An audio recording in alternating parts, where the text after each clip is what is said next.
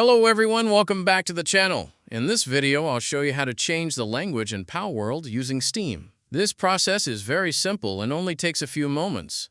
Let's get started. First, open Steam on your computer. Go to your library. Find Palworld in your list of games. Right-click Palworld, then select Properties. In the Properties window, make sure you are in the General tab. Now locate the Language section. Click the drop-down menu and select the language you want to use. Once you have selected your preferred language, close the Properties window. Steam may begin downloading additional language files. Wait for the download to finish before launching the game.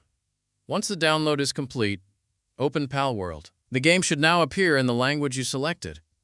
And that's all there is to it. You now know how to change the language in Palworld on Steam. If this tutorial helped you, don't forget to like the video and subscribe to the channel for more Palworld tutorials and PC gaming guides. Thanks for watching, and I'll see you in the next one.